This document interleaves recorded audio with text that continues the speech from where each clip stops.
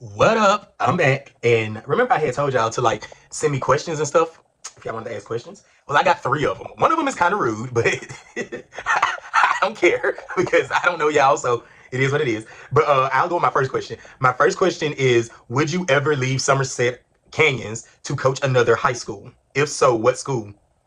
No.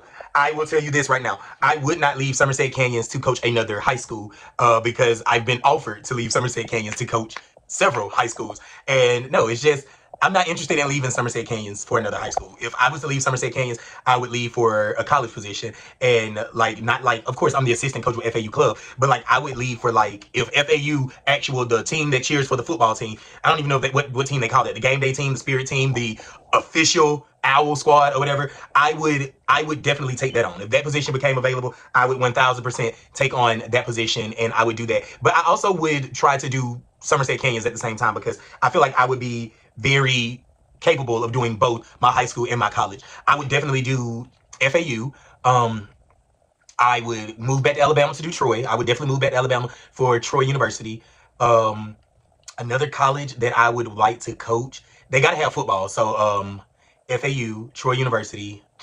If UCF started an all-girl program, I would apply to coach UCF all-girl and just like have the football experience and the basketball experience and then also be able to compete all-girl. Sort of like how the University of Alabama has an all-girl team now and a co-ed team. I would definitely apply for the UCF job. I mean, I probably wouldn't get it because they have so many alumni that's really, really good for it, but I would definitely apply for the UCF job if they had an all-girl team. Um, and that's about it. There's not another high school that I would leave for. Like, I mean, of course, you got teams like Live Oak that are amazing, but like they already have a head coach and they already have a successor to that head coach. So I wouldn't want to leave and go somewhere that's already established. I like establishing the program that I have. And even like, of course, I joke around with my friend Megan. She's on punishment, by the way. I'll talk to Megan in about 10 more minutes because she's on a 30-minute timeout. But I always joke about like how I would come and coach at Ozark, but I am not cut out to coach at Ozark. They have so many guidelines and cookie cutter things they have to do, and I'm just, as y'all can see, I am a one-man band. What my friend Kristen said, sometimes Rodney goes rogue. I do not go rogue. I just don't say things that y'all want me to say. I say what's on my mind. And what's on my mind typically don't be things that y'all be thinking about or things that y'all would say out loud that I don't mind saying out loud because I was told that you can say anything as long as you say it respectfully or, as long as your delivery is intact. And I ain't never been rude to none of y'all. This next question, though, is borderline rude. All right. So once again, I'm not reading the names of who asked it, but the question literally says, why do you think it's your business to speak up for everybody else? You should focus on your team and not everyone else's. Child? Well, let me say this. If Martin Luther King Jr. would have received a letter like that saying, why do you think it's your business to speak up for freedom for all people? I'm 1000% sure that that letter would have probably come from the KKK. So I'm assuming that this letter or this question is definitely coming from somebody who does not want to see things change at all. And that is perfectly fine. But to answer your question, why do I feel like it's my business to speak up for everybody? I don't know, you got to take that up with God because the only way I do these things is moving in the spirit. And I don't know. I just blame God. He tells me to come down here and talk about certain things and to talk unapologetically. And, it is what it is. So I would ask God, why is it my business to speak up on behalf of everyone else? But I guess my question in response to you would be, what's the problem with me speaking up for other people? Because I literally get messages all the time. Thank you for speaking on our division. Thank you for speaking up for us. And a lot of people are going to be voiceless because they're not going to speak up because of fear for being fined or fear from their AD or their bosses, like penalizing them or like firing them, stuff like that. I am blessed that I have a little bit more freedom and I'm not doing anything wrong. People don't like it because they don't like change and they feel like what they're doing, we're doing things the way that it's always been done. But keep in mind, the way that things always been done could also be problematic. Like literally in the 60s and 70s, they were doing things the way that it was always done and it wasn't right. It needed to change. So, I mean, forgive me for wanting to speak up for a couple of my friends and a couple of teams that I've helped out and all of that good stuff. When I see them getting treated poorly, I just feel like it's my job to say something on their behalf because most of them want to speak up. They just don't because they fear for their job or they fear for their safety, which, I mean, this is not cheerleading at all when you're afraid to speak up on something that's wrong, but whatever. Hope I answered your question, and I hope I continue to offend you since you sending questions like that. My gosh. Okay, let's do this last one because it only was 3. That second one was wild, though. Uh, how do you decide what division you're going to go into for competitions? Ooh. So actually today I've been division hunting, and I was talking to Jeremy, my guy, and I sent him 3 divisions, and I said, look at the first place and look at the last place of these divisions, and tell me which division do you think you can keep up with, because we're looking for a co-ed division where we're going to be in 26, 27. And I just sent that to him, and I told him to, do his own research and let me know what he think he can keep up with without, like stressing his body and all of that good stuff. So I'm excited to see what he comes back with. But typically, when I was a part of the Fit and a Half Scores All a Mess tribe, I would look at the numbers I had from tryouts.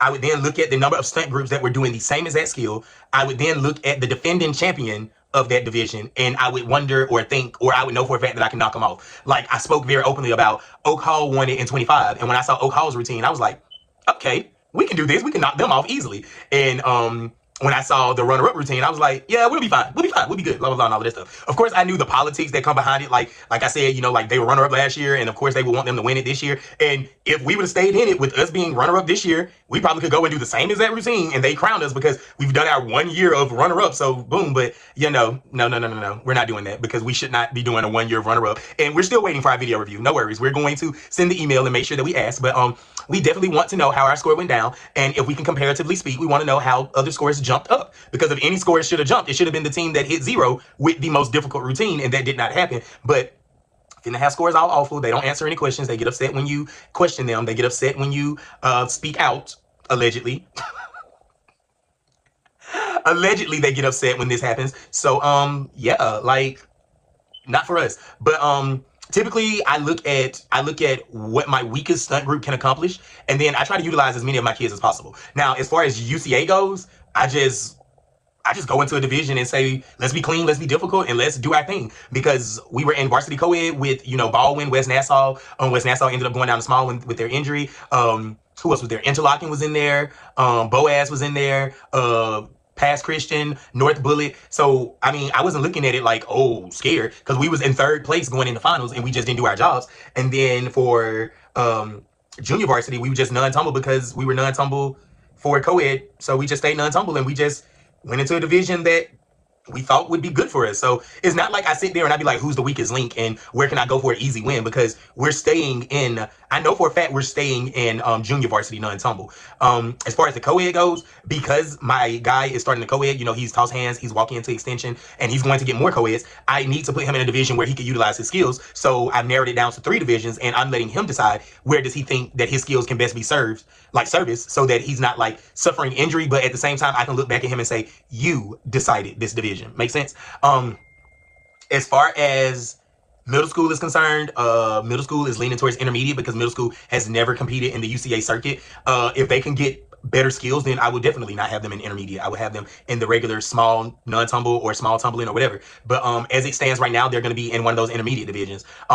Junior varsity blue is probably going to be in an intermediate division as well, because everybody has to compete, because that's how the program stays strong. And then with us starting a lower level rec team, we'll be able to have a competing rec program, and then a competing middle school, 2 competing junior highs, 2 competing junior varsities, and then 1 varsity competing. And then eventually that 1 varsity will turn into 2 varsity competing, and then we'll have 2 in junior varsity and hopefully 2 in middle school. Like, we're going to do what feels right for our program. We're going to do what feels right for my program. And then I'm going to just, ask the athletes that are part of the program, because I'm going to push them, yes, but I also give them a certain level of autonomy where I'm like, you asked for this, you agreed to this. So don't just think that I'm making you do something when I included you on the decision making and you said that you could do this. So go tell your teammates that you said y'all could do this, so y'all are going to do this.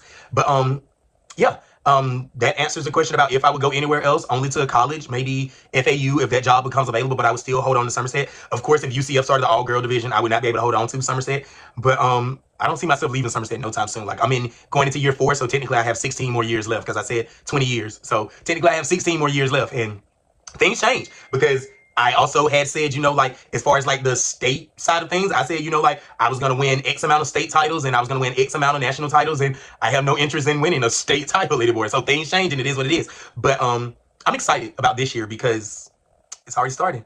So it's going to be great. And the grass is greener where I stand, and I'm standing in green pastures, so I'm excited. And I hope that y'all over there are having a blast as well. Seems like y'all are still trying to figure out some stuff as far as rules and, like dates and all of that stuff. good luck. Hopefully you can get some straightforward answers, and I will just stay on this side of the fence having a blast. That answers those questions.